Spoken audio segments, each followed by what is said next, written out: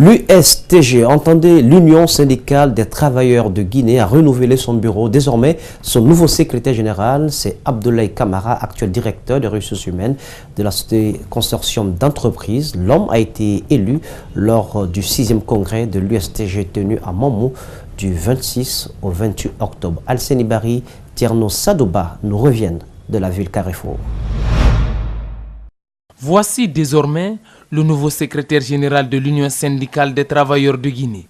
Abdoulaye Camara, âgé de 49 ans, a été élu à Mamou à l'issue du 6e congrès de son organisation. Marié et père de 5 enfants, il combat dans le mouvement syndical depuis 1994. Directeur des ressources humaines de la société consortium d'entreprises, l'homme aura la lourde tâche de restaurer la crédibilité de l'USTG, défendre les intérêts des travailleurs. Nous, notre priorité, c'est instaurer le dialogue. Nous pensons avec le dialogue, on peut régler tous les différends. À ce congrès, 99 sur 101 congressistes venus des 33 préfectures y ont participé. L'inspecteur régional du travail, les autorités locales, tous saluent le bon déroulement de la rencontre. Nous avons estimé que pour la légalité et la légitimité des membres du bureau exécutif, le chef du département a exigé que l'inspection du travail soit présente sur les lieux. Le syndicat, c'est aussi la promotion de la paix et l'entente sociale, conseille le gouverneur de Mamou. Nous devons les aider parce que nous concourons tous à la même chose, à savoir la liberté, la démocratie et surtout le développement de notre pays et sa cohésion et la cohésion sociale des populations. Le premier défi que va relever Abdoulaye Camara, secrétaire général de l'USTG, est nul doute les multiples divisions internes, surtout que Lumbemba Souma qualifie les congressistes de dissidents. Le communiqué convoquant le congrès à Mamou a été signé par Lumbemba Souma. Mon ordre de mission a été signé de Lumbemba Souma. Comment il peut nous traiter ou nous qualifier de dissidents? Ce bureau national est composé de 31 membres, dont ceux du SLEG, version Kadiatouba, et de la FESABAG. Et puis une nouvelle société minière vient de poser ses valises à Bofa. Il s'agit de Chalco Guinée Company, une filiale de Chenalco Hong Kong Limited. Cette compagnie minière a la charge d'exploiter les ressources bauxitiques de Bofa Nord et Bofa Sud. Les travaux de construction ont été lancés ce dimanche par le Premier ministre. Le produit de cette exploitation sera transporté par bateau via le fleuve Fatala et le Rio Pongo. Mamadou Kalisso, Ibourmasori Kamara. Ce projet sera réalisé en 2 phases. La première sera consacrée à l'exploitation des ressources bauxitiques de Bofa Nord et Sud, destinées uniquement à l'exportation pour des fins commerciales. Pour y arriver, Chalco Guinée Company doit construire une mine de production d'une capacité de 12 millions de tonnes par an. Celle-ci va évoluer graduellement pour atteindre 40 millions de tonnes par an. La seconde phase sera consacrée à la transformation de la bauxite sur place d'une partie des ressources bauxitiques de Bofa Nord et Sud.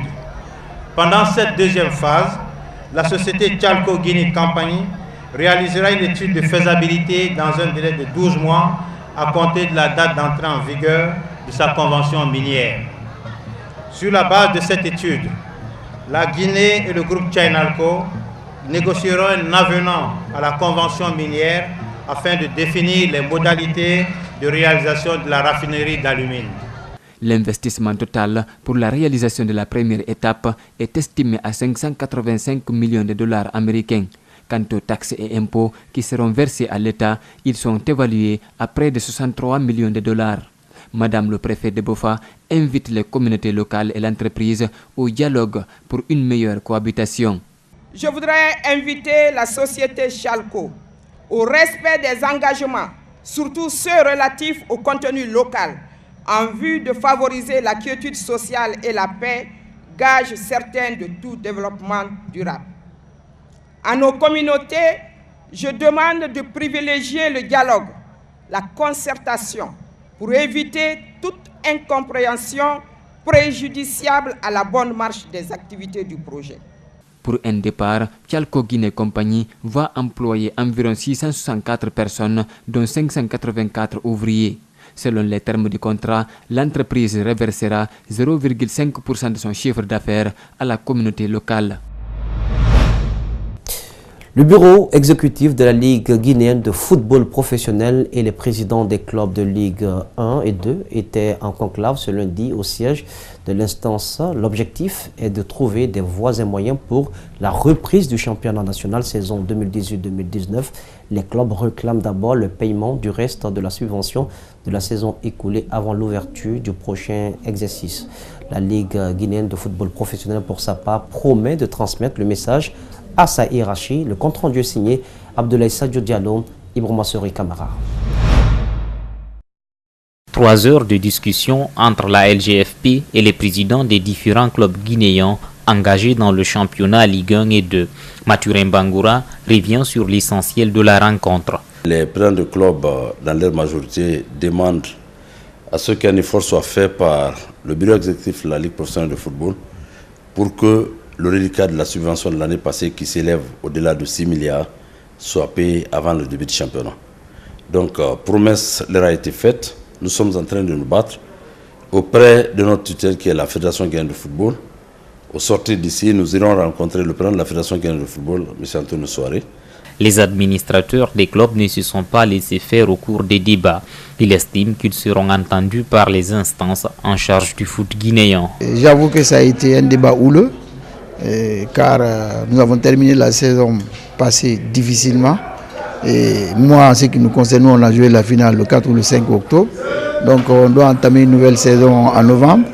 Et alors que nous avons des soucis financiers liés à des arriérés qui n'ont pas été payés depuis la saison passée. Donc je pense qu'on était tous sur la même longueur d'onde que tous les autres présidents de club pour dire qu'il faudrait bien qu'on essaye d'éponger dans la mesure du possible ce que la Ligue doit à tous les clubs avant d'entamer.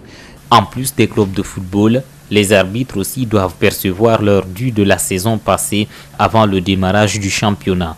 La LGFP est bien consciente.